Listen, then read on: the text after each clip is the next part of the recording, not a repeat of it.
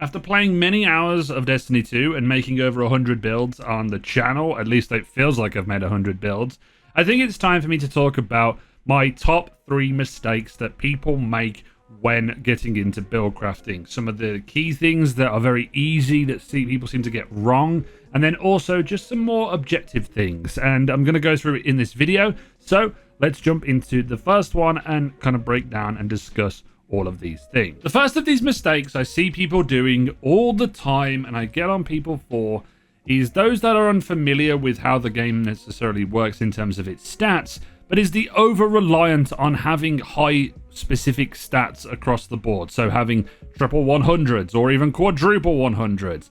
It ultimately leads you to a point where you don't have a build that meshes together, and I'm yet to see, maybe if I'm wrong, maybe there's one out there, but I'm yet to see a fully functioning endgame build that has quadruple stats on it, because a lot of them come from the fragments, right? So, you know, you are using stuff that doesn't necessarily work together to be able to get those stats. There's no stats on that one.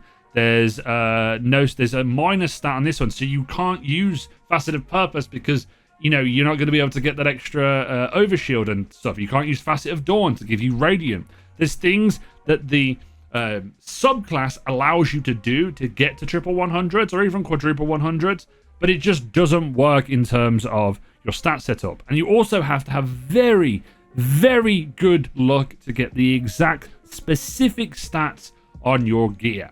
The reason why it doesn't matter is because there's 2 stats, I would say 1 and then a secondary stat, that is the most important.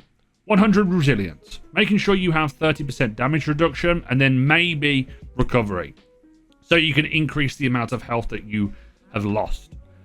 Damage reduction is damage reduction. That's all you need to do. But everything else, that's mobility, discipline, intellect, and strength, can be bypassed in some way or another via perks in the game or via some exotic items that you can use.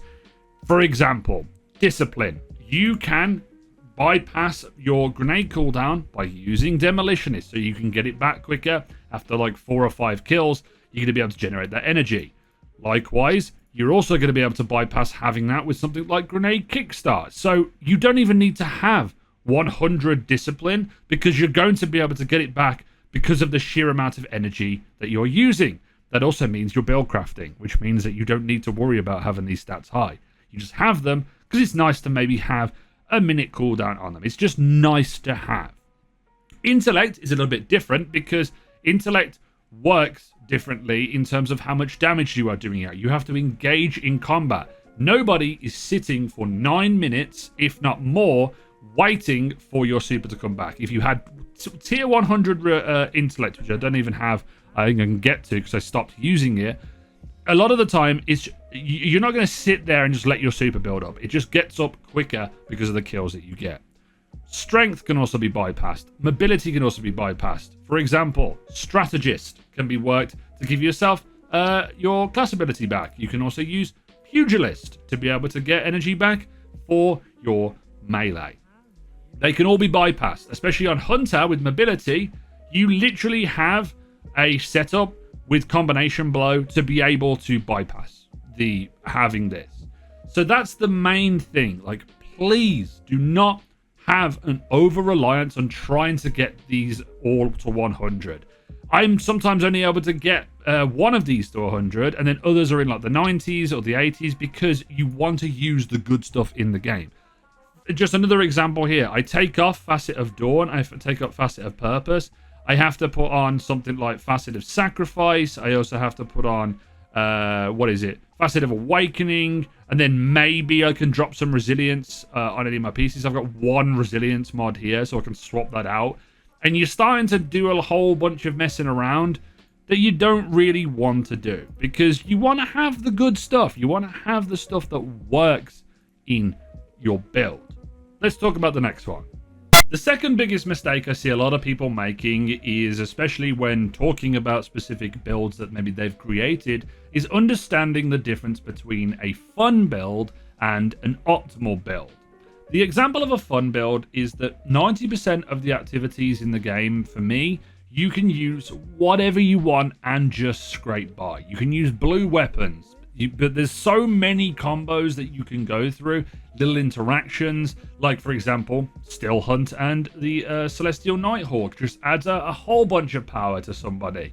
Or the aspects that you have within your specific classes, just fun combos that you throw out because there's a lot of enemies to use and it just feels good to use.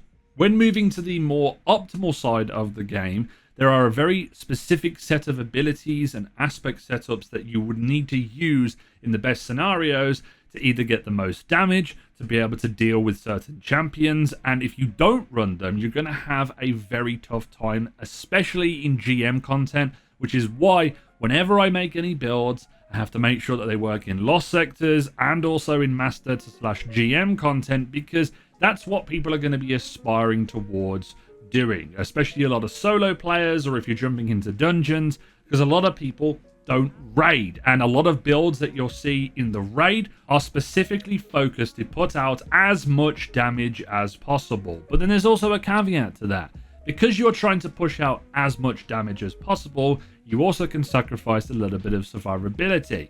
For example, in certain GM encounters, you're not going to be running a combination blow and also your dodge on a hunter unless you really know what you're doing, because it just doesn't work as well. You're going to end up running into issues where something doesn't die and then you end up being unsafe. You're annoying for your teammates because you have to go and revive them, and that's where some abilities fall down, rather than going with a more safe option that is very consistent, that works in the GMs or whatever activity you're doing. But that's in a very small part of the game, at least for me. When it comes to builds, you may have the most fun combination of things that you really enjoy. And then the reality is you take it into an activity that doesn't work as well, and you're like, okay, I have no unstoppable champion stuff here, and I'm trying to go into an unstoppable activity, or with overloads, or barriers, and then I'm more of a detriment to my team. And that's where the big mistake falls down, because it feels like, oh, I'm having to play the game a certain way. But that's the key difference, is there's a lot of fun stuff in the game, but then there's a certain way that you'll have to play in GMs to be able to make things work. Unless you are fully coordinating with your team and you have 3 different setups that are super fun and they work out. But a lot of the time that doesn't happen and ends up being a massive mistake and a pitfall that people fall into. The last big mistake that I see people making is not understanding how a build works. It's easy to click on a dim link on a video, not watch the video, whack all of the gear on, or if you found a link online, and just not understand the loop of the abilities, what are some of the pitfalls that you'll run into, and how the build functions. The amount of times I've seen people whack on a build and be like, this is awful, why do people use this? And then when I watch a video of the build that they are talking about, goes absolutely insane, is doing some crazy things. It's because of the way certain things are presented. You need to make sure, if you are watching any build videos of mine or any other creators, or finding dim links or mobalytics links and watching how the build works, how they explain the pitfalls and the weaknesses. Yes, there are some builds that you can go, these are insane and busted, and a lot of the time they are presented in the most advantageous scenarios. But what I like to do in my videos is showcase some of the pitfalls that the build will have. What do you do if you run out of an ability and you don't have that to continue the loop of what you are doing? These are key things that everybody has to learn, and it also then extends into gameplay as well with certain build setups. For example, a lot of people will see the Titan build with knockout and consecration, seeing it do ridiculous numbers, blowing things up all over the place, but then also they don't see what happens when you miss a consecration slam, or you don't have a consecration up or a melee up at the time. The build then falls down. And then people don't know what to do, and they're in a situation where they're being very aggressive and end up dying, which means that their teammates have to then revive them, and it can cause a lot of issues. I've ran the Liar's Handshake build on the channel before, but the problem that that build runs into is that you don't kill an enemy that has a lot of health. you will end up being in a situation where you are basically out in the open punching something, and then you'll get slapped on like master or GM level content.